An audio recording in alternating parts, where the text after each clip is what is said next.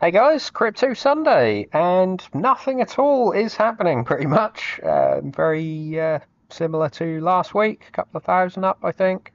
And yeah, the video before my little hiatus was 4 weeks ago now, and it was 1,000 above where it is now. So extremely small moves for crypto. This would be sort of more a national grid stock type, 1 month period.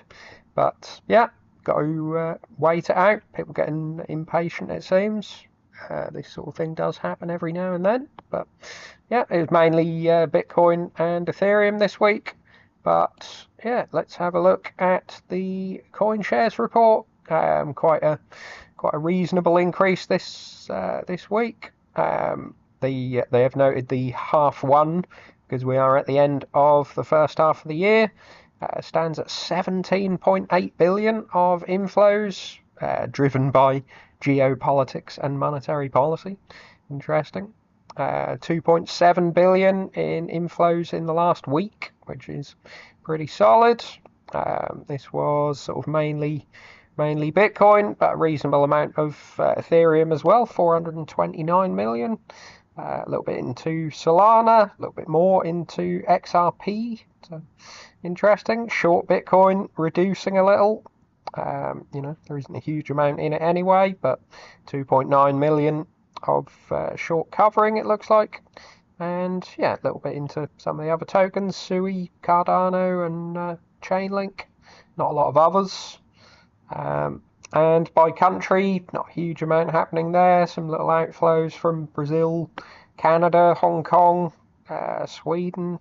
Germany sort of is getting quite a run of inflows, it looks like, at the moment. They're at $6 billion dollars of AUM, and they just sort of keep getting inflows. US obviously takes vast majority of this, and yeah, we'll have to see where things go from here. We know there's going to be one more positive report at least, because even though it was a 4-day week due to US Independence Day, it was a positive week. We had one day on Tuesday with nothing into BlackRock and sort of reasonable outflow from some of the others, 119 million out of the old grayscale. So that was 342 million outflow day, but Monday you had 100 million in, 400 and 601 million in on Friday. So that was quite a good day. More into Fidelity than BlackRock, and sort of 100 million into ARK. Wednesday, again the oddity, 34.6 million into the old grayscale. People sort of, don't know, arbitrage trading or sort of just momentum trading, and grayscale has a lot of momentum, I suppose, but otherwise you obviously don't want to be holding the big old grayscale. Looking at Ethereum, a couple of sort of reds dotted around here, but it is positive overall.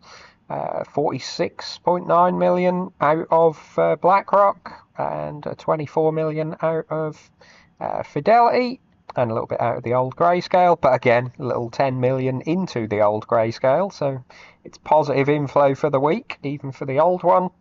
And Thursday was a pretty good day, 148 million into the Ethereum ETFs. That's the biggest day for a long while. Had 100 million on 23rd of June, but everything else has been double figures. So yeah, pretty good week. And the new boy, of course, Solana. We have just the one ETF at 0.75%, and this isn't entirely a Solana ETF from the looks of it. It sort of has a component of it is Solana, and that Solana is staked, so it's somewhat interesting. But yeah, this is sort of seen as, a reasonable bellwether, I suppose, that it's got 11.4 million just in, the day after the first day from the looks of it. And yeah, it's not even sort of fully Solana.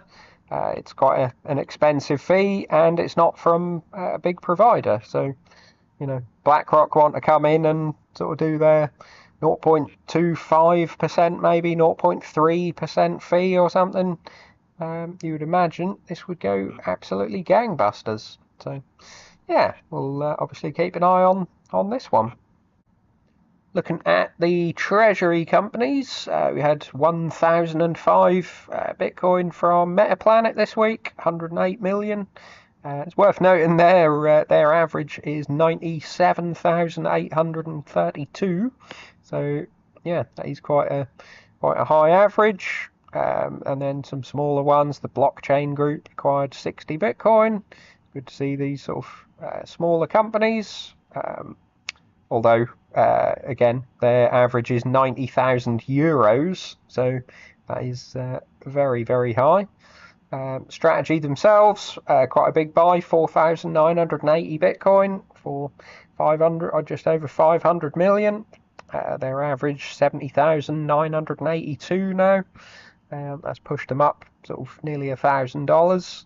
So if they're going to carry on, that is going to push their average up into possibly dangerous territories for the next bear market, but that's not somewhere I want to be. Still in Bitcoin by then. So yes, you had the Smarter Web company, this very, very small UK company, acquired 230. So they only hold 773 in total. So they're rapidly, very rapidly expanding.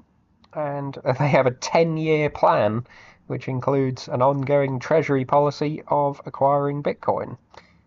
As I sort of keep mentioning, making their original business completely irrelevant. As far as I'm aware, there's nothing they're sort of going to be doing sort of with their existing business to, you know, leverage it in some way to Bitcoin. And yeah, maybe they'll start to find something to do with the Bitcoin, but their original sort of digital media business, I think it was, just becomes completely irrelevant. And as we have the second quarter, has been totaled up. Mr. Saylor noted public companies acquired 131,000 coins in the second quarter, and ETFs were 20,000 less than that. So institutional buying does seem to be sort of slightly more going to convertible debt offerings and new at the market share offerings for companies, and then the company buy it rather than just buying the ETF. I think I would, if I was an institution, I would just rather buy the ETF.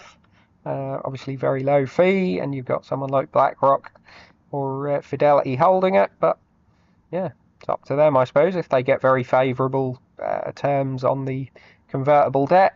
And some of these players, I would imagine, have to buy debt, and they're sort of cheesing it, almost counting these convertible debt instruments as their fixed income side, even though there's 0% on a lot of them. That's kind of somewhat cheating, but I suppose good for the industry until this all blows up. And the thing everyone's talking about, the big sale of a sort of early whale, it's assumed, a 14-year-old wallet has been transferring pretty much all of its balance. Looks like about 80,000 Bitcoin. It's now worth $8.6 billion. And Arkham Intelligence have noted at the moment that it doesn't appear to be selling. Basically, they're just moving the Bitcoin. There was a lot of sort of speculation over who this might have been. Some people saying Roger Ver, because he is being extradited and may need to sort of raise some cash to make a plea bargain. Not sure why you would need billions to make that plea bargain. Some people saying it was an early miner, which I suppose is fairly normal. You know, who would have sort of 80,000 Bitcoin from back then, other than the sort of computer science students and miners and just people who thought it was interesting, maybe.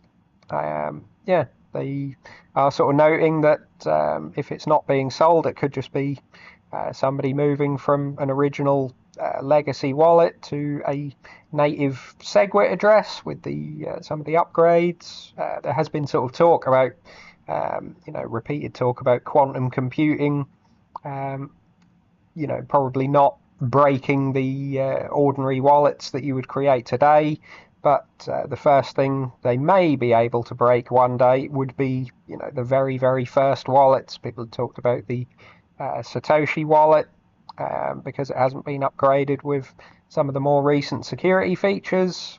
And, obviously, in theory, that Bitcoin is never going to move, so it will never be able to be upgraded.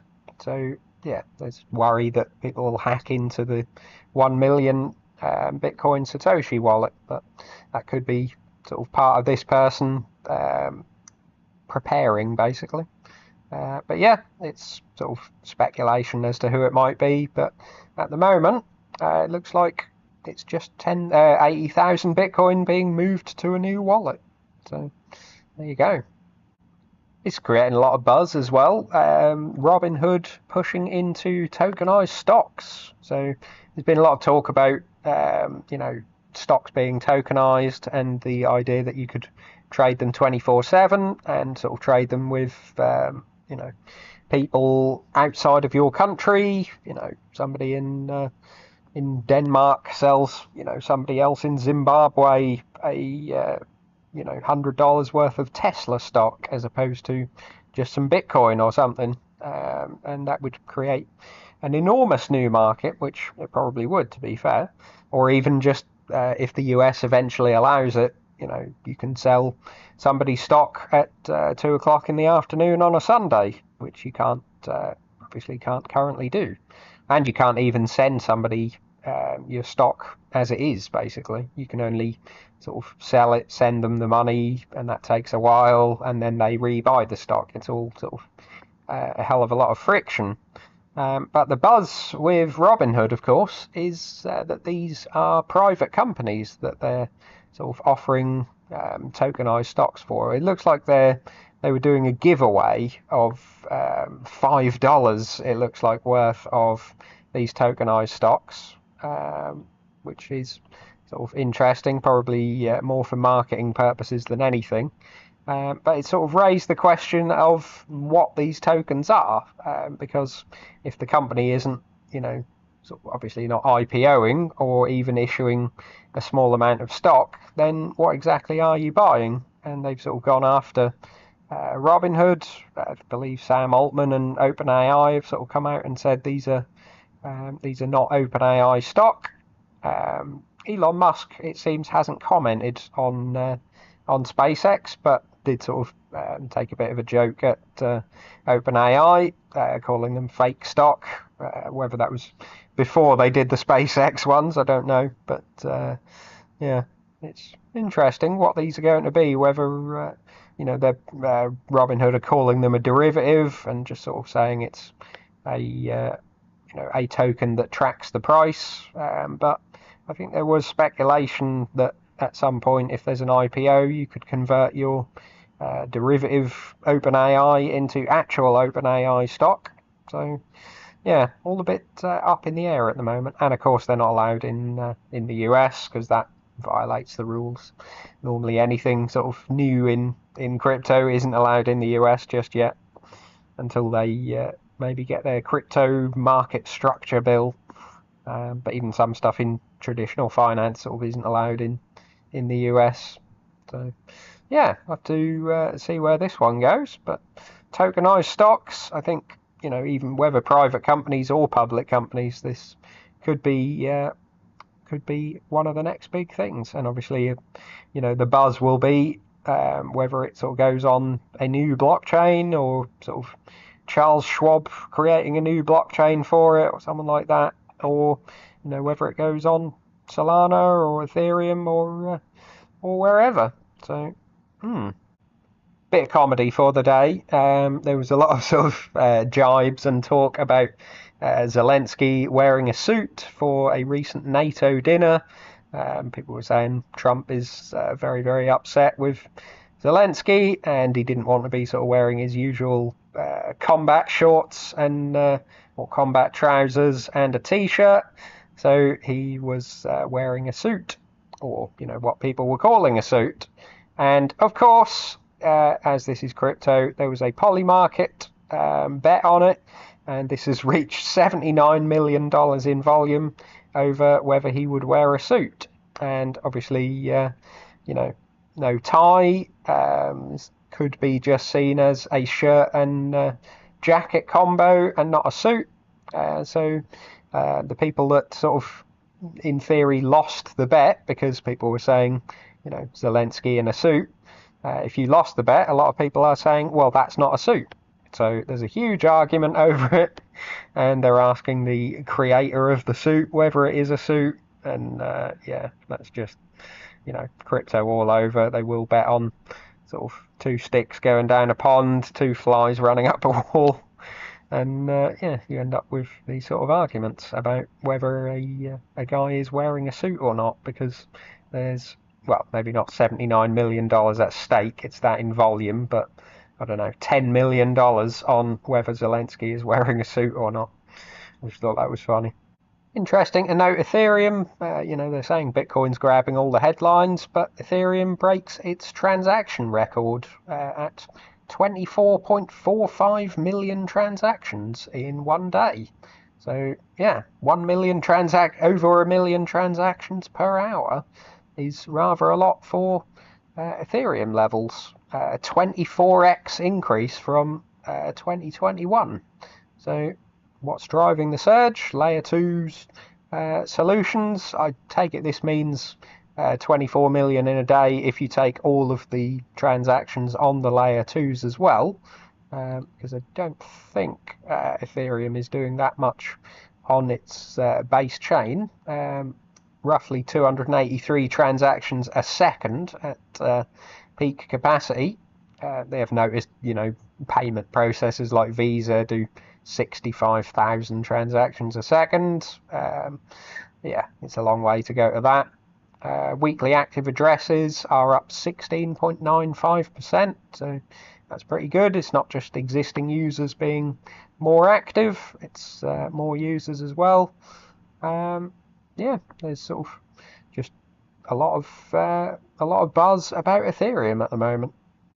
I guess they have had quite a bit of upgrades in the last couple of years, and a lot of transactions moving on to these layer 2s, and so this isn't resulting in sort of any burning. You see a very, very steady, line up. You've had last 30 days, you've had 6,400 Ethereum burnt, 79,000 issued. So it's not like the olden days, sort of since the merge, where you were getting a fairly steady, if up and down in the short term, move downwards in total Ethereum supply. And then sort of noted this a number of times, you hit mid-April and then it's pretty much an unbroken line upwards when sort of transaction volume dropped and the burning dropped basically. So the idea that Ethereum was deflationary, that the total amount would go down, is sort of completely out of the window.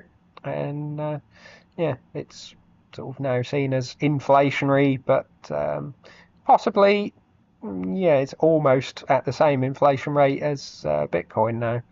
Obviously, before last year, there was burning, and when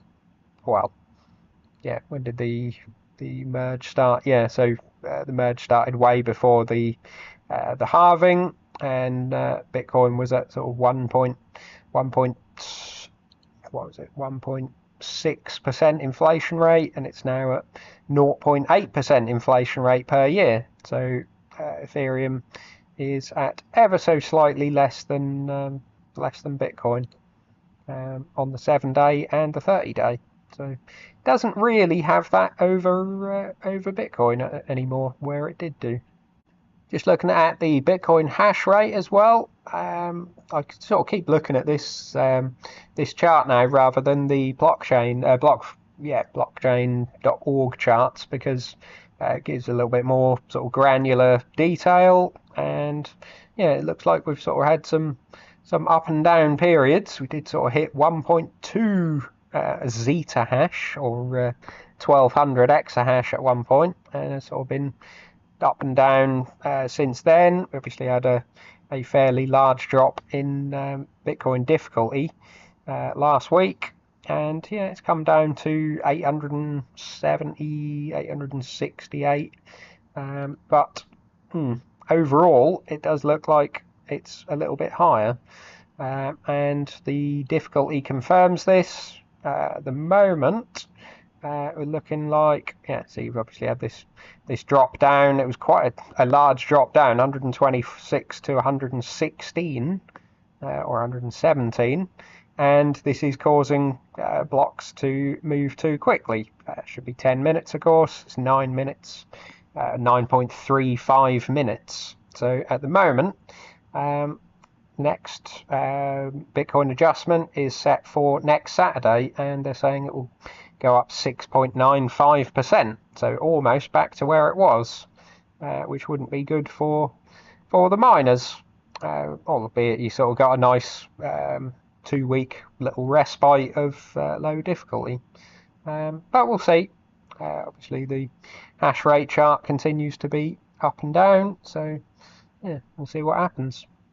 And the global liquidity chart, my favourite chart at the moment, sort of squashed the Bitcoin price down so that you can see exactly where liquidity has gone. And for the week, we had some sort of fairly big spikes up on Monday and Tuesday.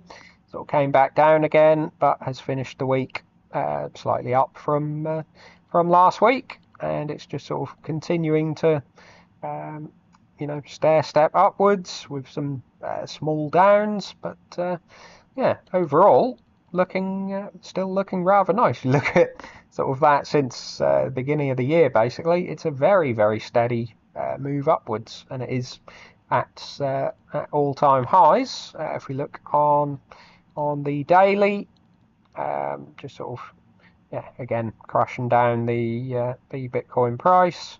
You can see I have been sort of focusing on beginning of 2024, because that's when the ETFs were launched, and that's when I would expect sort of correlation with money supply to be greatly increased.